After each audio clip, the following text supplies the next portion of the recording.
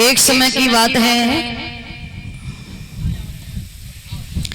जब महाराज अज अपने गुरु वशिष्ठ के यहाँ शिक्षा ग्रहण करने के लिए गए। गुरु दीक्षा ली। जब गुरु दीक्षा जब ली है, संपूर्ण हुई है उनकी शिक्षा, तो अज ने विचार किया कि गुरु दीक्षा में गुरु के लिए कुछ न कुछ भेंट जरूर करनी चाहिए। और इस समय मेरे पास कुछ है नहीं जो कि गुरु को भेंट कर सकूं।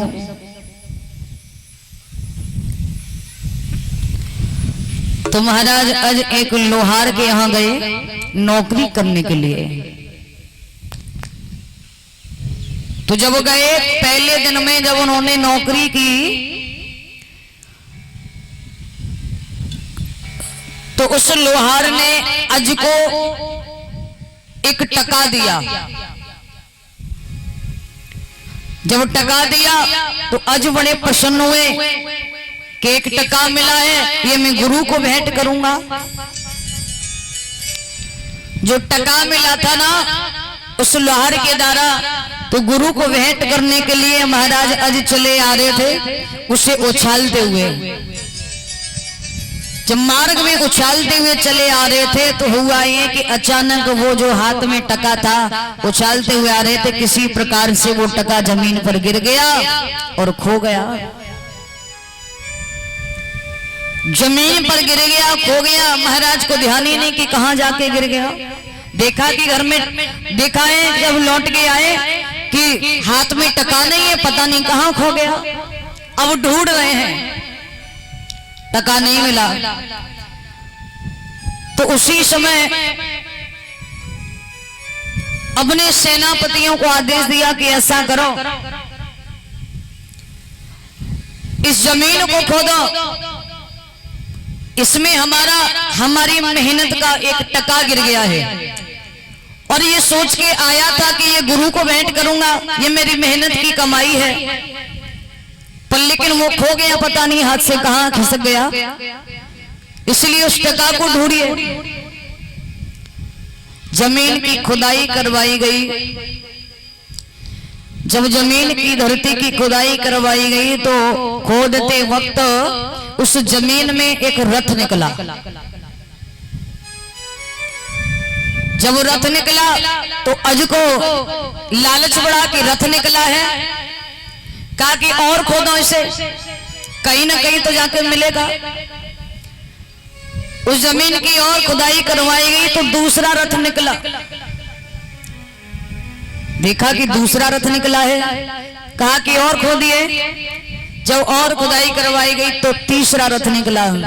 इस प्रकार से एक नहीं, दो नहीं, तीन नहीं, चार नहीं, कहने का मतलब 9 रथ निकले उस जमीन में। जब 9 रथ निकले तो सोचा कि और खोदो, हो सकता है वो टका कहीं नीचे जाकर चला गया हो, मिल जाए। जब और खुदाई करवाई गई तो उसमें 10वां रथ निकला और 10वें रथ में एक छोटा सा बालक लेटा हुआ था। अज ने कहा कि अब बंद कर दो ये जमीन को खोदना, क्योंकि मेरे ही मेहनत की कमाई मिल गई। मुझे इस जमीन से, इस धरती से पुत्र की प्राप्ति हुई है, पुत्र रत्न की प्राप्ति हुई है। 9 रथ के बाद में 10वें रथ में एक बालक मिला महाराज अज को। तब उस बालक का नाम दशरथ रखा गया, क्योंकि 9वें रथ के बाद में 10वें रथ में वो बालक मिला था जमीन से। दशरथ की उत्पत्ति जमीन से हुई थी। उस बालक का नाम दशरथ रख दिया। जब दशरथ रख दिया गया है, धीरे धीरे जब दशरथ जी बड़े हुए, राज्य को संभालने लायक हुए, तो महाराज अज ने क्या किया, अपना राज्य पाठ महाराज दशरथ को सौंप दिया। और महाराज अपनी धर्म पत्नी को लेकर के वन खड़ के लिए भजन करने के लिए प्रस्थान कर जाते हैं। महाराज दशरथ अयोध्या नगरी के राजा थे। धीरे धीरे महाराज दशरथ जब बड़े हुए, शादी के योग्य हुए, तो महाराज दशरथ की शादी कौशलपुर के महाराज जो कौशल नरेश राजा थे उनकी पुत्री थी कौशल्या। कौशल्या के साथ में शादी तय हो गई। जब कौशल्या के साथ में शादी तय हुई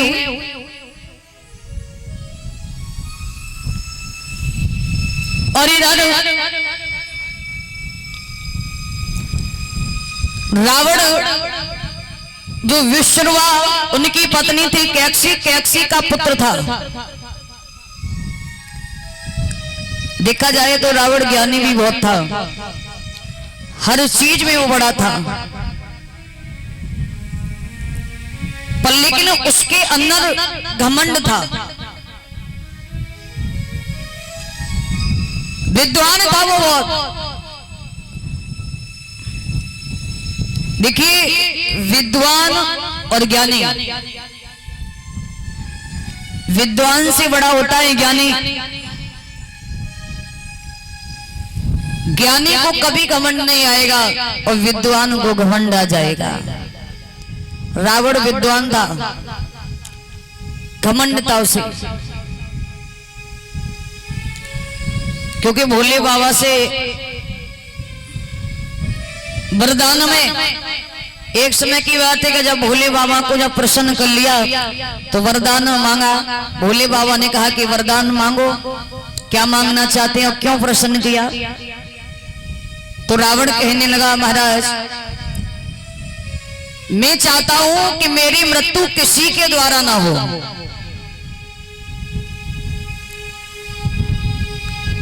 भोले बाबा ने कहा विधि का विधान मैं वाला कैसे टाल सकता हूं, ये तो मैं वरदान नहीं दे सकता हूं, और कुछ मांग लीजिए। तो रावण कहने लगा मुझे तो यही चाहिए, अगर तुम इसे नहीं दे सकते हो तो अपनी मर्जी से कुछ दे दो। शंकर जी ने कहा मैं विधि का विधान नहीं डाल सकता हूं, अगर ये वरदान मांगना है तो ब्रह्मा जी के पास में जाओ, ब्रह्मा जी से मांगो। और रही बात तुमने मुझे प्रसन्न किया है तो मैं खुश होकर के तुम्हें वरदान देता हूं कि तुम्हें 10 शीश प्राप्त होंगे। 10 शीश का मतलब ये नहीं कि एक साथ 10 शीश दे दिए। एक बात बताइए, गर्दन है हमारी उतनी आकार की जितनी आकार की होती है, उस गर्दन में 10 शीश लगा दिए जाएं तो व्यक्ति आराम कर लेगा? नहीं कर पाएगा, ठीक तरह रह लेगा नहीं। यानी भोले बाबा ने 10 शीश ये दिए थे कि तुम्हारा ये शीश कट जाएगा तो दोबारा से दूसरा जुड़ जाएगा। इस प्रकार से 10 बार कोई शीश काटेगा तो 10वां बार तुम्हारा शीश जुड़ेगा। ये वरदान दिया, वरदान दे दिया।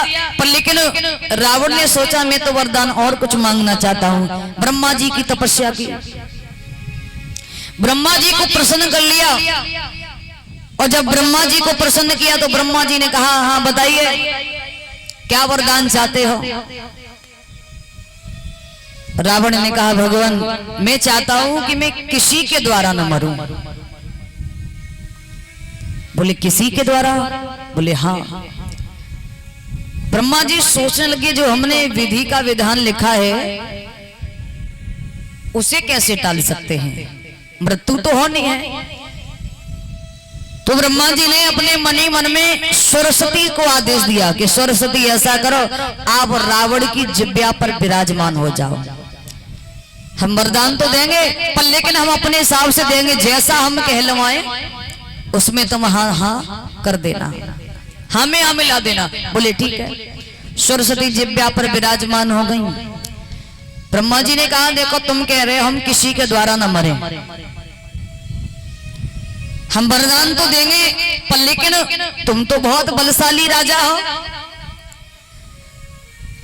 रही देवताओं की बात, तुम वरदान तो दे रहे हैं आपको कि आप देवताओं के द्वारा नहीं मरोगे, पर लेकिन नर और वानर ये तो आपके लिए बहुत तुच्छ से हैं, तुच्छ से जीव है। इस बात का तो तुम्हें बहन ही होना चाहिए।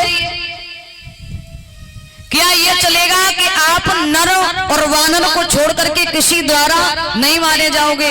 इतना तो हम वरदान दे सकते हैं। रावण कहने लगा ठीक है प्रभु, नर वानर मेरे आगे क्या है? कुछ नहीं है, मुझे तो वह तो सिर्फ देवताओं से वह है। नर वानर चलेगा, क्योंकि नर वानर मेरा बिगाड़ी क्या लेंगे, वो मेरे आगे कुछ नहीं है। ठीक है, नर वानर को छोड़ करके मैं किसी के द्वारा न मरूं। तो ब्रह्मा जी ने कह दिया कि जाओ, नर वानर को छोड़ करके हम तुम्हें वरदान देते हैं कि तुम किसी के द्वारा नहीं मरोगे। तभी तो प्रभु श्री राम ने नर के रूप में जन्म लिया, अवतार लिया रावण को मारने के लिए। क्योंकि वैसे प्रभु नहीं मार पाते रावण को, उसे वरदान लगा था। वरदान दे दिया प्रेमी भक्तों। और जब वरदान दिया, रावण बड़ा प्रसन्न हुआ, घमंड हुआ कि अब तो मैं किसी के द्वारा नहीं मरूंगा, नर वानर को छोड़ करके। और नर वानर मेरे आगे हैं ही क्या? मैं तो बहुत बलशाली राजा हूं, मेरे आगे नर वानर कुछ नहीं है। एक समय की बात है कि रावण अपने दरबार में बैठा था, तो उसी वक्त देवर्षि नारद का आना हुआ। बीड़ा को बजाते हुए रावण के दरबार में चले, नारायण नारायण करते हुए। कैसे गा रहे हैं आइए सभी बोलेंगे। श्रीमन नारायण नारायण नारायण,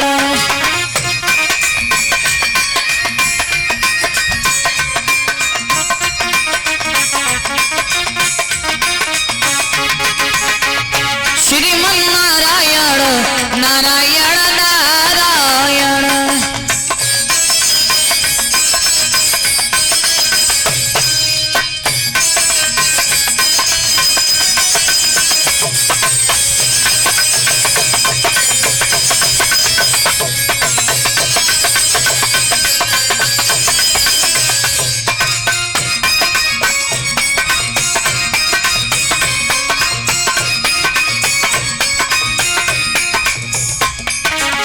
जो नारायण नाम ले तो है,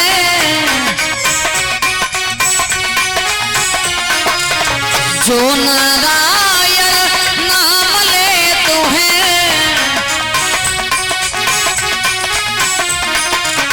पाप हो तो सब छारायण। श्रीमन हो भजमन हो श्रीमन नारायण नारायण नारायण।